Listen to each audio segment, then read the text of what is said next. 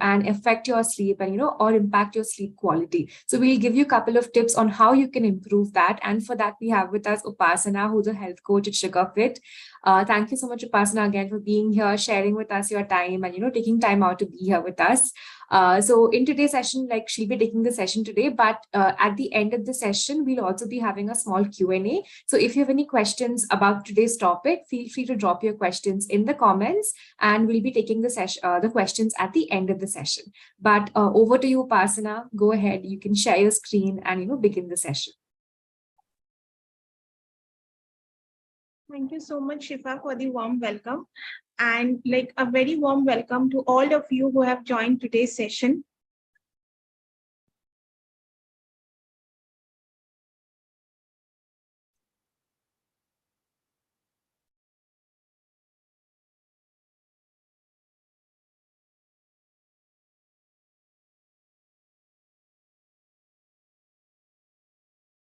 I hope that the screen is like visible to all of you.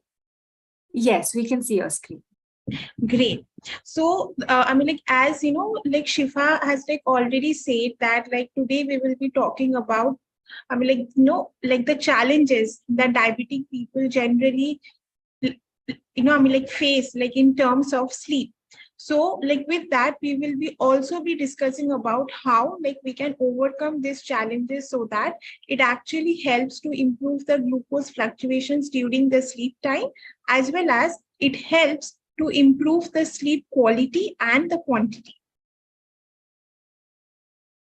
So, like first, let us understand the connection between the sleep and diabetes.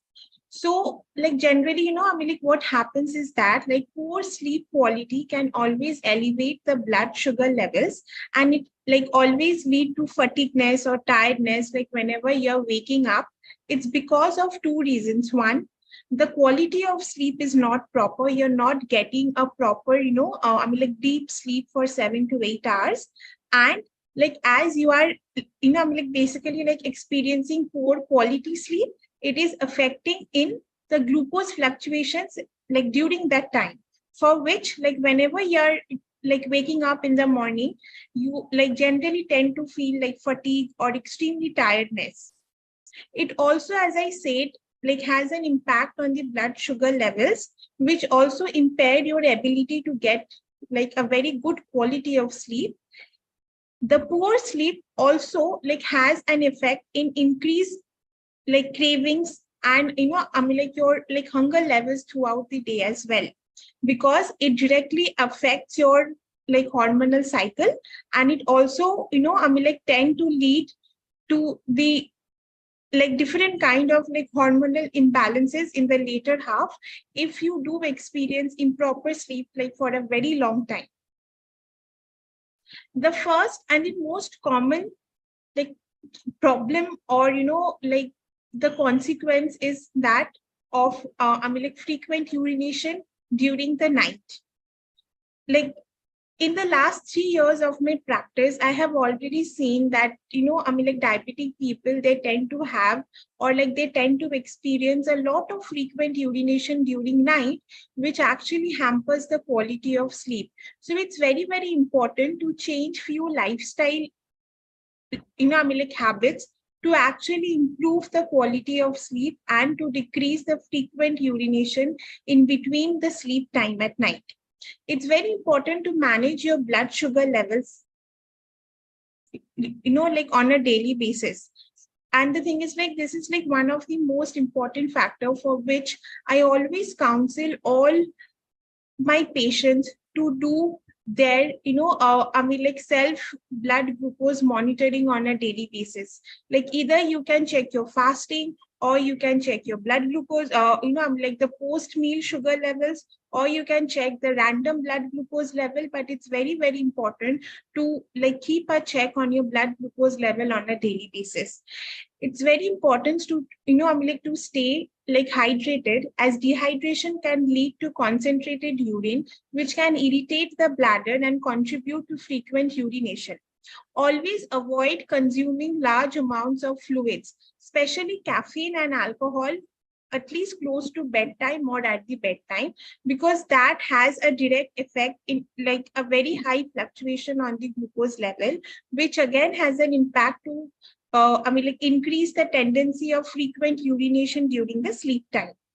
If you are taking a diuretic medication like during the dinner time, always discuss this with your doctor. If like the medication time can be adjusted during the breakfast or lunch time, which will also help to reduce this symptom. It's very important in engaging in regular physical activity, which also improves the insulin sensitivity. And like as a result, it also helps to improve the diabetic symptoms as well. It's important to maintain a healthy weight, which can always positively impact diabetes management and reduce the risk of complications, like especially the frequent urination that the diabetic people generally face on a day-to-day basis. If you are experiencing persistent or worsening nocturia, like for example, like you have to like wake up at night for like multiple times, like 6 to 7 times for like urination, it's very important to discuss this with your healthcare provider, because frequent urination can also be a like a factor, or like it can be the result of any kind of underlying disorder, like apart from diabetes, like for example, urinary tract infection or like kidney problems, or it can be, like basically it can be a result due to an enlarged prostate as well. The second thing is the stress, and like, or that we generally call the like the overthinking, which actually occurs due to our personal life stress or the professional life stress. And stress is one of the important like factor which we have to work upon, like so that we can have a healthy life. Because the thing is, like on a day-to-day basis, if we do have excessive stress, it directly like has a negative effect on the hormonal cycle, which also have an effect on the glucose fluctuations on a day-to-day basis. So try to practice relaxation techniques, like such as breathing or like pranayama or any kind of meditation, which will help to calm yourself like on a day-to-day basis. The most important thing, like which I always, like tell to each and every like patient that I counsel, is that like once you like wake up in the morning, just try to give at least 30 minutes of time to yourself and try to communicate with nature. Like don't just take your phone and just like scroll through it like once you wake up in the morning, because once we are waking up in the morning, our body takes time, at least 30 minutes to 40 minutes time, okay, like to stabilize the blood glucose level. And at that point of time, if we stress ourselves, like like if you're not like allowing your body to actually like communicate with nature, it will like also have a negative impact, and it will also like increase the fluctuations of the glucose level. So just make sure that once you wake up in the morning, you are doing some exercises, you are like giving like yourself 30 minutes of time to like basically like to do like regular activities which will actually help to calm yourself down. Ensure that your bedroom is conducive to sleep. Like keep your room cool, dark, and quiet, and always try to invest in comfortable mattresses and pillows, like so that it helps to improve the quality of sleep.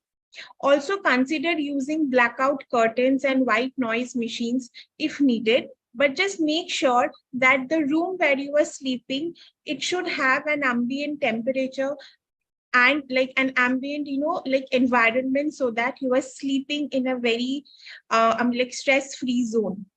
Always try to engage in soothing activities before bed, such as like reading a calming book or like listening to music. If you want to like have a small chatting session with your partner, you can do that as well. But just make sure that you are like not like binge like binge watching like series or like movies, or the thing is like you are not like exposing yourself to like any kind of screen activity, which actually hampers the like what like basically the quality of sleep. Because the thing is like whenever we are like exposing ourselves like to the screen activity, the direct light, like like the thing is like what happens is that it actually like decreases the secretion of the cortisol hormone. So just make sure that once you are like basically like you have like completed your dinner, it's very, very important that before just 1.5 or like 2 hours of going to bed, you are completely cutting yourself out from the screen activity. Try to avoid, like engaging in any kind of like heated discussion or like emotionally charged conversation before bedtime, which also increases stress levels and can always hamper the quality of sleep. The like last point is that always try to limit the news consumption, okay, like before going to bed. Like as I said, that if you do, like basically limit the screen timing, automatically you will not be exposed to any kind of, like political news or any kind of news which can like increase your stress level and can hamper the quality of sleep. And if you feel that you need a professional help to reduce your stress or anxiety, you can also do that and can consider speaking with a mental health professional, like who can absolutely guide you like with a proper guidance and support.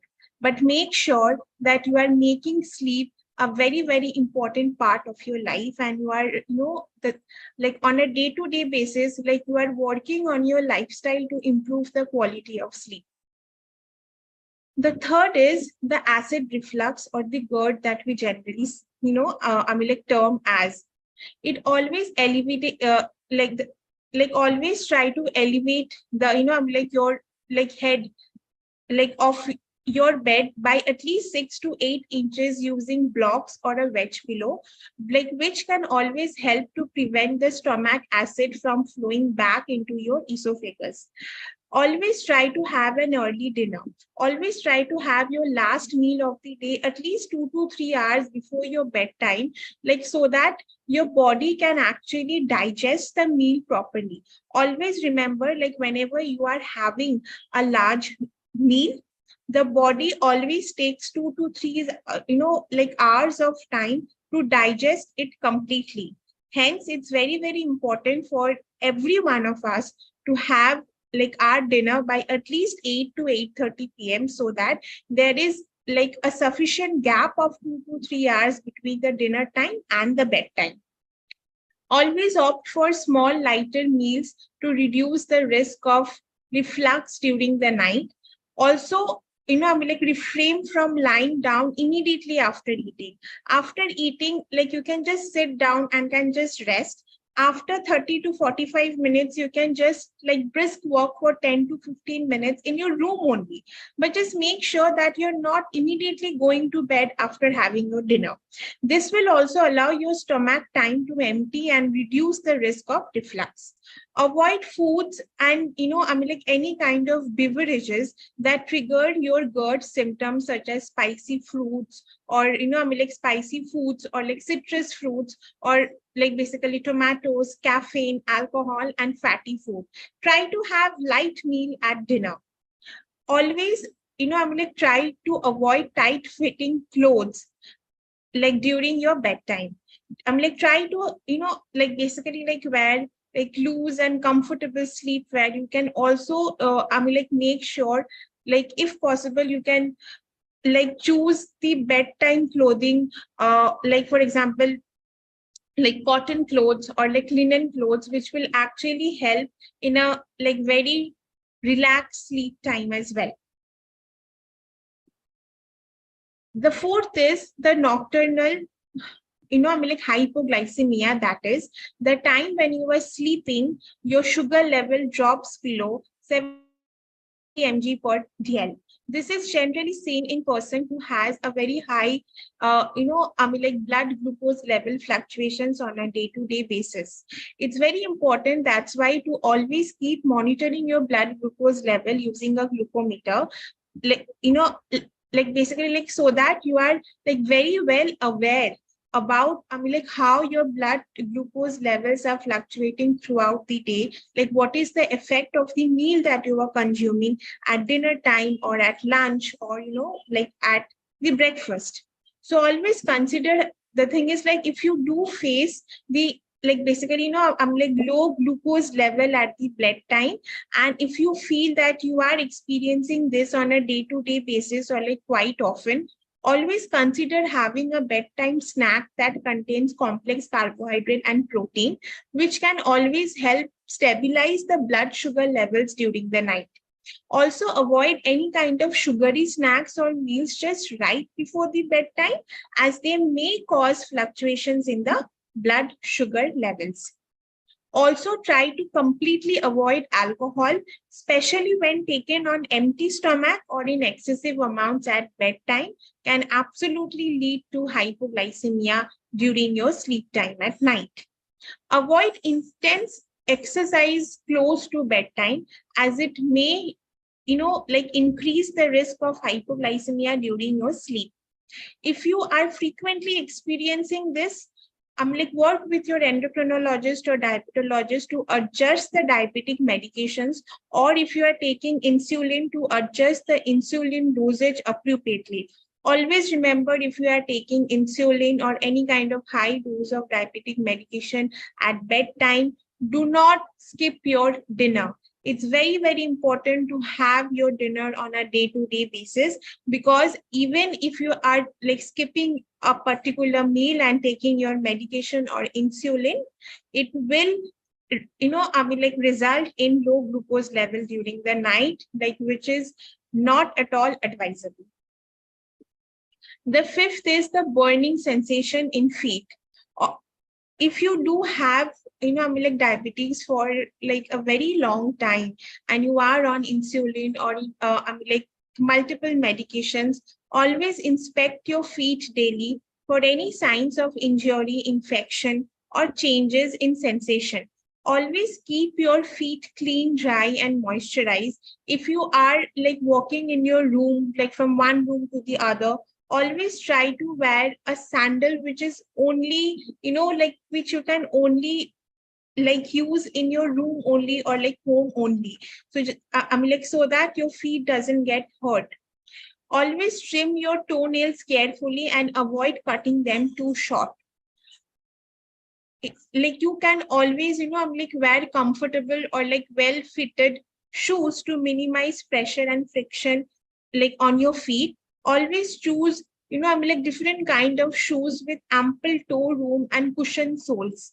You can also customize your shoes nowadays in different kind of, like shoes brands. So you can just consult with them and can also customize your shoes from their storehouses as well. Also, smoking and excessive alcohol consumption can, like, the thing is like worsen the nerve damage and blood flow problems. So try to quit smoking and limit and, like alcohol intake. I always advise that completely cut down on smoking and alcohol intake. Okay. Apart from that, always properly manage the other health conditions, like such as high blood pressure or like high cholesterol, which can have a negative effect on the diabetic neuropathy as well. The sixth symptom that the diabetic people generally face is the restless leg syndrome. So like taking a warm bath or, like receiving a gentle massage before bed always help you to relax and decrease these symptoms. Always alleviate, like your legs for short period of time before bedtime to improve the blood circulation and reduce the restless leg syndrome as well. If your doctor determines that you have an iron deficiency, like do take iron supplements as prescribed by your health profession. Also, just make sure that you are always like keeping a check on your vitamin D and vitamin B12 levels as well after every 6 months. Consult a healthcare professional to review your medication. Some medications can exacerbate, like the restless leg syndrome. But the thing is, like, it's always like advisable to like have a proper discussion with your healthcare profession, like before doing any changes in your medication. If you have, I mean, like this symptoms like continuously, like for a very long time, and if you are doing all these things, but still, if you are not getting a proper relief from it, always try to, I mean, like seek guidance from a sleep specialist or a doctor, like who is specialized in treating the restless leg syndrome. Gently stretching and like moving your legs before bedtime or doing exercises on a daily basis will like also help in proper blood flow circulation and will also help to reduce the symptom in the long run. The seventh is the cravings that we generally get or the hunger pangs that we generally get due to the improper like hormonal balance, or if you're not eating a right amount of protein or fiber in your meals, you can have, like hunger pangs as well. So if you do feel hungry in between your meals, try to opt for like healthy snacks. For example, you can just, like combine some like raw vegetables with nuts, seeds, or you can have like low glycemic index food combined with egg whites, or like you can, I mean, like also combine fruits with nuts and seeds and can have it as a snack. You can also have boiled sprouts chaat as well, or like makhana chaat as well, with some nuts and seeds added, like as a snack, but try to avoid any kind of, I mean, like high carbohydrate rich food. Like if you do feel, I mean, like hungry in between your meals. Sometimes thirst can be mistaken for hunger. Drink plenty of water throughout the day. It's always advisable if you do not have any kind of renal disorder, it is advisable to take 2.5 to 3 liters of water on a daily basis. It's not that, I'm like you will be like gulping down like 1 liter of like water in like an hour. Don't do that ever. Always try to sip through the water for the entire day so that you are consistently staying, I mean, like hydrated. Limit your intake of sugary foods, your processed snacks and sugary beverages, as they can cause a rapid spike and drop in the blood glucose level as well, which might increase your cravings in the long run. Protein can help control hunger and cravings by promoting satiety. So always make sure that you are including a lean protein source or a plant protein source in every meal. In every meal means breakfast, lunch, dinner, as well as your snack. So you can also include any kind of poultry, fish, tofu, soybean, eggs, any kind of pulses and legumes as well in your diet in every meal, so that you are getting the right amount of protein on a daily basis. Stress can trigger emotional eating and cravings. So try to do exercises on a daily basis. Try to give an hour of time for yourself where you can do things which you love. It can be painting, it can be dancing, it can be, I mean, like cooking as well. It can be singing or like listening to music or like playing a sport. But I always say that we have 24 hours in a day. Within 24 hours, 7 to 8 hours of sleep. We work for almost 10 to 12 hours, and still we do, I mean, like can take out at least 1 hour of time, which can be completely given to the things which we love to do. If you do that slowly and steadily, you will see that how it can elevate, I mean, like elevate your mood. Absolutely. And you will feel relaxed and stress-free as well. It works. The eighth point is sleep apnea. So like first, let us understand that, I mean, like what is sleep apnea? Sleep apnea is a sleep disorder which is generally characterized by pauses in breathing during sleep, often caused by relaxed throat muscles blocking the airway. These pauses can lead to disrupted sleep, which has a negative effect on the sleep quality, loud snoring, and daytime fatigue. Obviously, if you are not able to sleep at night, then you will have, like experience a lot of tiredness and fatigue throughout the day. So it's very, very important to, like work on, like several factors which will always help to improve the quality of sleep.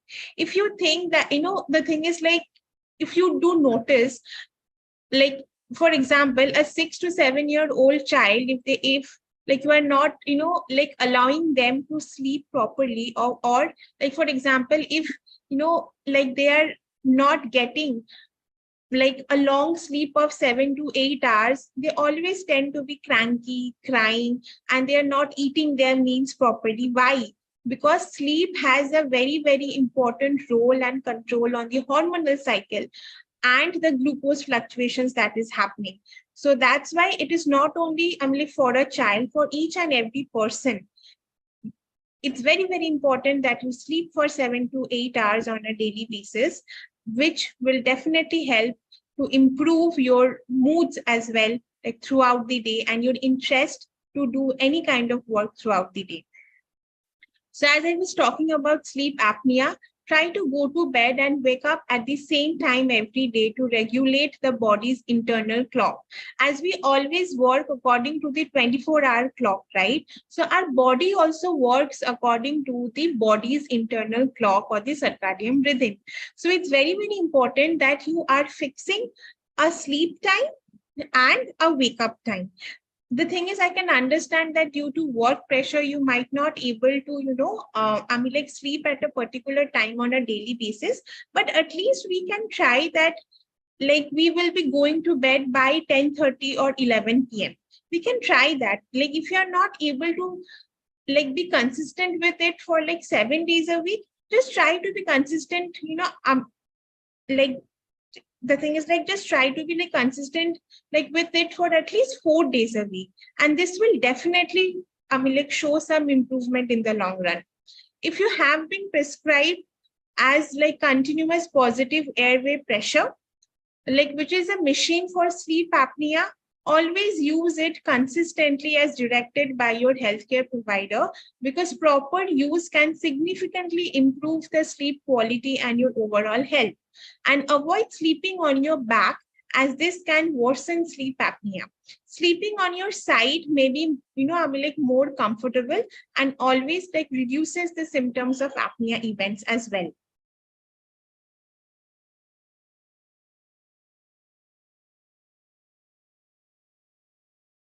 The second last point is the poor sleep quality that I was always, like mentioning about, like while discussing the previous points. So poor sleep quality involves signs like difficulty, like in falling asleep, or like frequent awakening. If you feel thirsty or like hungry in between your sleep and you are like waking up, or like you have to use your washroom multiple times a day, or like daytime sleepiness, or like feeling unrested despite having adequate sleep at night. So always try to have a bedtime routine. Restrict yourself from using any kind of electronic devices such as phones or tablets or computers at least an hour or 2 hours before bedtime, as the blue light can always interfere with the melatonin production. Eating large meals or consuming caffeinated beverages before sleep can always disrupt your sleep quality. There are like many researches you can absolutely see in Google as well. You can read those research papers, which always says that eating a large meal or consuming caffeine or alcohol before bedtime like has like shown a negative impact on the sleep quality. Do regular exercises, because when you do exercise on a daily basis, each and every muscle contracts and relax, which actually secretes certain kind of proteins and chemicals and dopamines as well, which like reduces the internal inflammation and stress level of our body. So try to do regular exercise, which helps to improve sleep quality, but avoid vigorous workouts close to bedtime. Try to do exercises in the evening or like before breakfast, but not just immediately before your bedtime.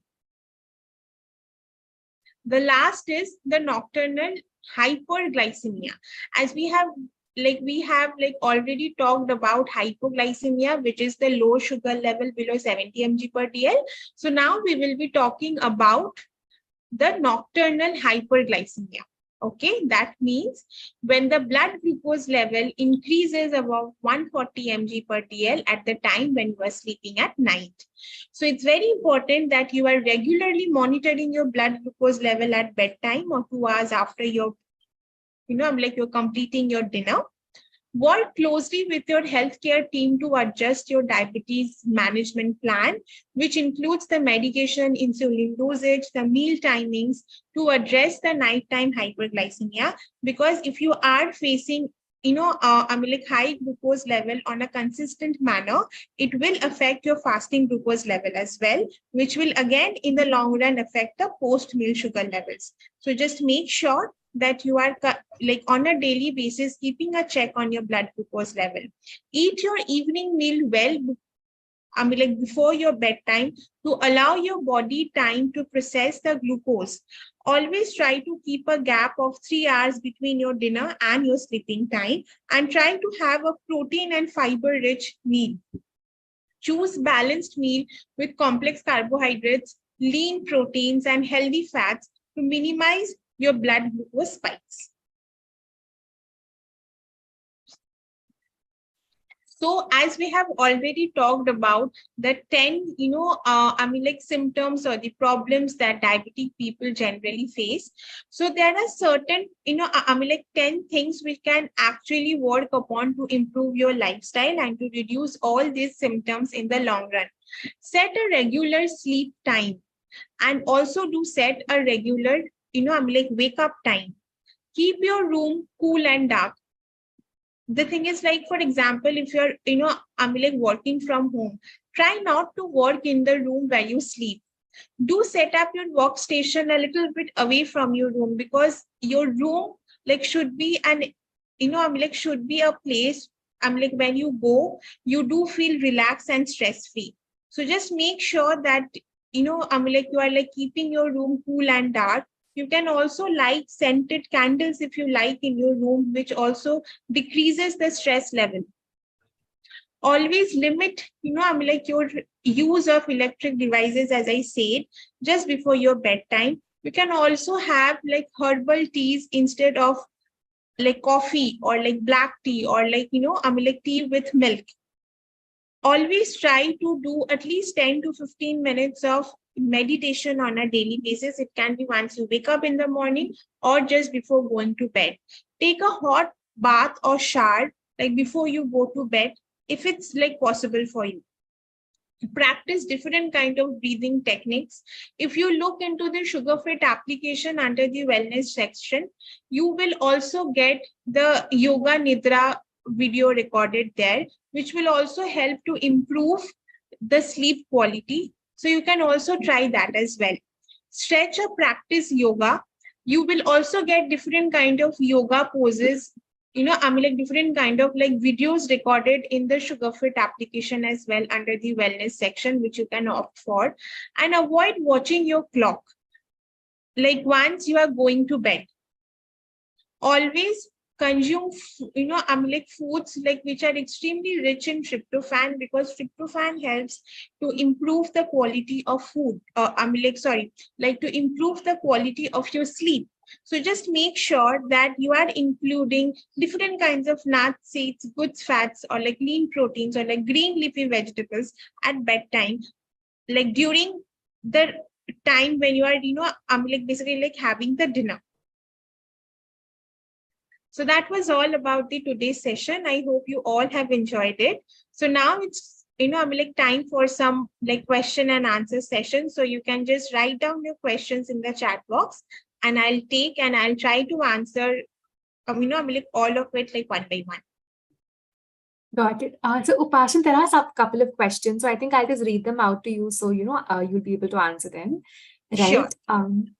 So one of the questions is by Mr. Dilip. He's asking, is it advisable to take melatonin tablets, or is it, habit forming? And he also has a second question about chamomile tea, right? So he's telling, if I take chamomile tea, I get stressed and do not get good sleep as much as As such, to take the tea is for sleep. Okay, so basically he's telling for him, chamomile tea is doing the opposite of, giving him good sleep, but is, causing more stress. So this is the questions that he has. Okay. So the thing is like, firstly, I'm like, you can take the supplement, but then again, like before consumption of any kind of supplement, it is always advisable to like connect with your like health coach or like doctor. And the thing is like, just know that what kind of diet you are following. And the thing is like, based on that, if it is like at all like required for your body, you can take it. And the second part is, the thing is like, each and every like food has like different kinds of effect on like every person. So if you feel that after like having the chamomile tea, you are not feeling good, or like you are feeling excessive like stress, you can completely like avoid it at bedtime. And instead of that, you can have like turmeric tea or like cinnamon tea, which will also help to control the glucose spike and like reduce your stress. Got it. Thank you, Upasana. So there are a couple of other questions, right? So they're asking, is there any ideal sleep timing for someone who is, 68 years old? Is there like any sleep timing which, does it vary with age as such? Okay. So the ideal sleep time, like whether you are 68 years old, 90 years old, 10 years old, 12 years old, the ideal sleep time is between 9 p.m. to like 6 a.m. because that's how the body clock works. It's very, very important that no matter in, like which like age group you are in, if you are able to eat your meals and set up your sleep time as per your circadian rhythm, you will stay away from the lifestyle disorders. And the thing is like, why we always call these lifestyle disorders, because we are not like sleeping in a right time, or we are not eating at a right time as how the body works, right? So just make sure that like in no matter age group you are in, like just try to sleep between 9 p.m. And the thing is like, just try to like wake up early in the morning by 6:30. And the thing is like, after a certain period of time, you will see certain improvements as well. Got it. There is another question. They're asking is, what are the, GERD symptoms? So Deep Sir is asking, what are the symptoms of GERD? Okay, so the symptoms of GERD is, the main symptom is that you do feel very acidic, like whatever you eat, you feel acidity, you feel bloated, you have like gastric issues as well. So if you do experience this for a very long time, or if you feel that whatever you are eating, you are feeling acidic after that, I would suggest you to consult your, like healthcare provider regarding this. Got it. Thank you, Upasana. So another question is by Miss Shailaja. So she has two questions, right? So she's asking, is it okay to keep a small cushion under the feet while you're sleeping? And is sleeping in the afternoon for an hour or two, can it be included in the total 7 to 8 hours of sleep that is advised for, every day? Okay, so yes, you can keep a pillow, like below your feet if you want to at the time you are sleeping.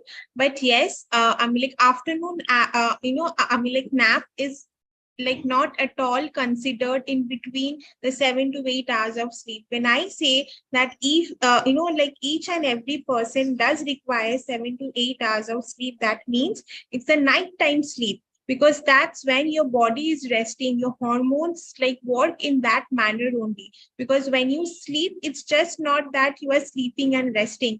Internally, your body is, like basically like, like healing as well. So it's very important that you are like giving that enough time to your body, like so that it can work properly on a day-to-day basis.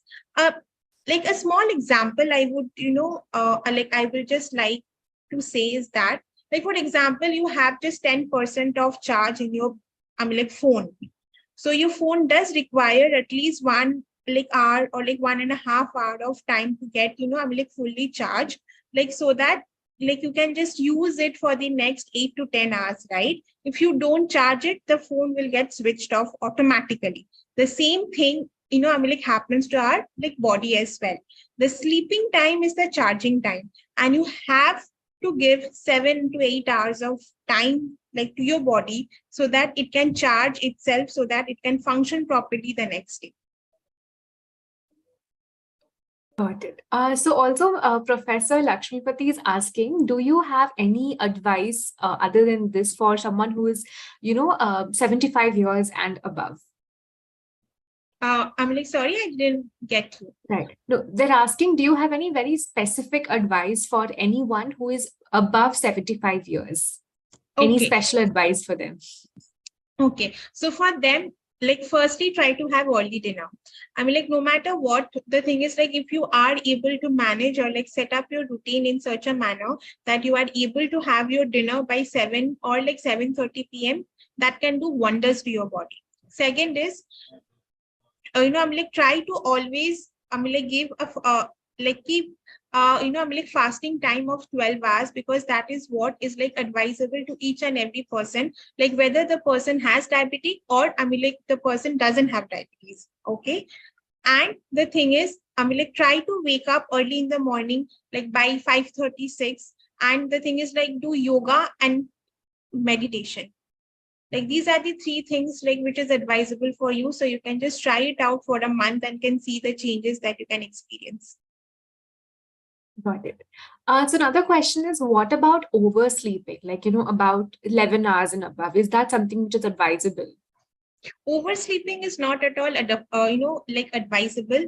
But if you think that after, like even after sleeping for 7 to 8 hours or like 9 hours, like max to max, you're not like feeling fresh, like once you wake up, then the quality of your sleep is not good, and you need to work upon the bedtime routine or the dinner that you are having, or like your daily routine that you are following.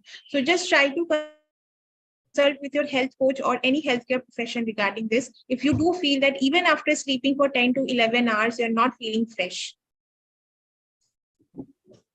And also, the thing is, like you might be deficient in certain vitamins, for example, B12 or D as well, like for which you might experience this. So just try to have a consult with your doctor or healthcare profession regarding this. Got it.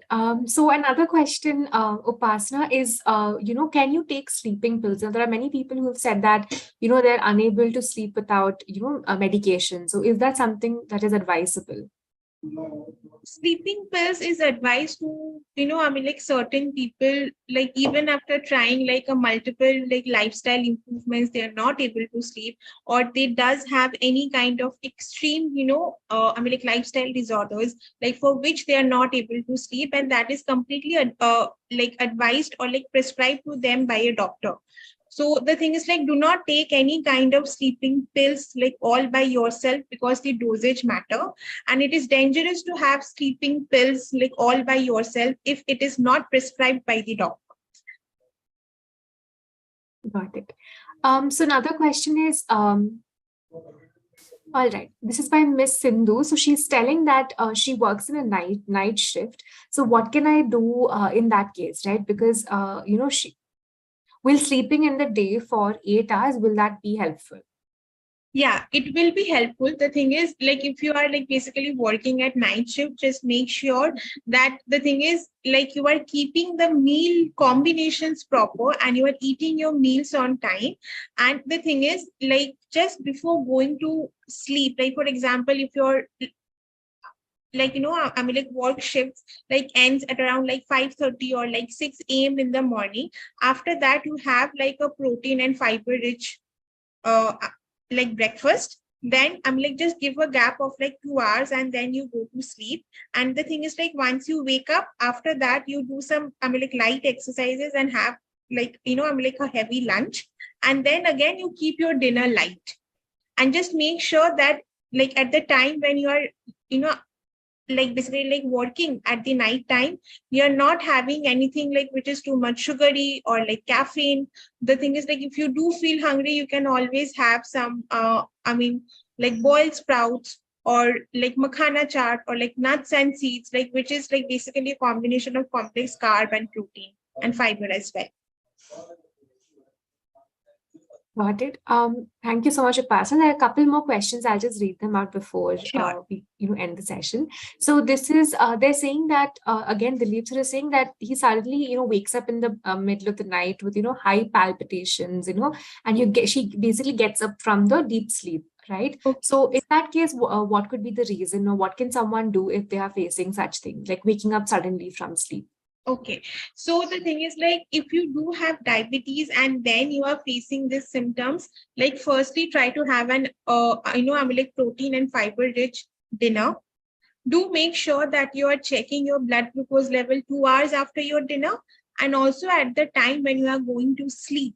Okay. And if you see that if you are facing this consistently on a day-to-day basis for a long run, and if you see that your blood sugar level at the bedtime is below, like 100, then do try to have like a small snack, like which is rich in complex carb and protein. For example, just like one date with some few nuts, or just like I'm like half cup of milk with some few almonds. And then like after an hour, you check your blood glucose level and go to sleep and just see that how the symptoms improve. Even if the symptoms are not improving, do consult your doctor immediately. Got it. So there's another question by Mr. Sudeep, right? So he's saying that he has a body clock set up at 3:26 hours, due to which I get a sleep break. I'm assuming it's in the middle of the night, 3 a.m. So he's asking, how can I break this body clock? So I think many of them will have this, since you also spoke about, the circadian rhythm. So many people are, tend to be night owls, or, work better at night. Or if, some people are more active in the night, or, like he's telling he has a sleep break at this time. So do you have any, suggestions for him, or to anyone who's looking to, regulate their, circadian rhythm and get it back to, like a normal state? So the thing is, like one of the reason, like why we are always like waking up in between the night is that we do not have our meals properly at the right time, for which it affects the blood glucose level. Okay. So the thing is, like, try to have your meal as early as possible. And the thing is, I'm like for I'm like for you, like who have like basically asked this question, like specifically like for a week, just try to complete your dinner by 7 p.m. And I'm going to give a gap of 3 to 3.5 hours between your dinner time and sleeping time.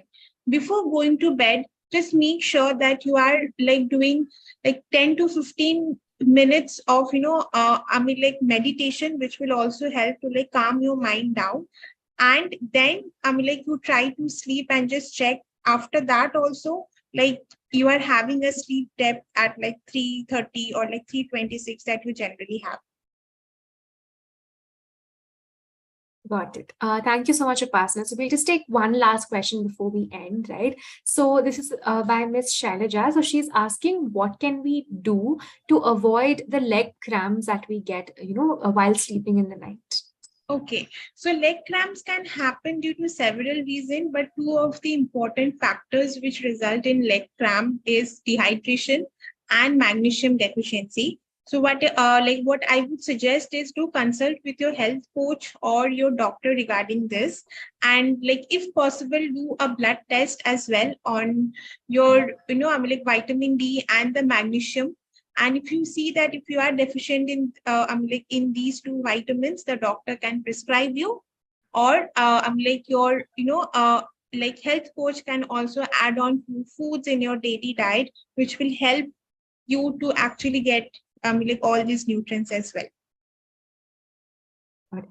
So I think, Upasana, we have time for one more question, right? So basically this is by Mr. Venkata. So he's asking, can we use binaural beats music for deep sleep? Sorry, I didn't get you. Can you So he's asking, can we use binaural beats music for a deeper sleep? Yes, you can try, but the thing is, like, if you feel that is working for you, you can just go, like ahead with it.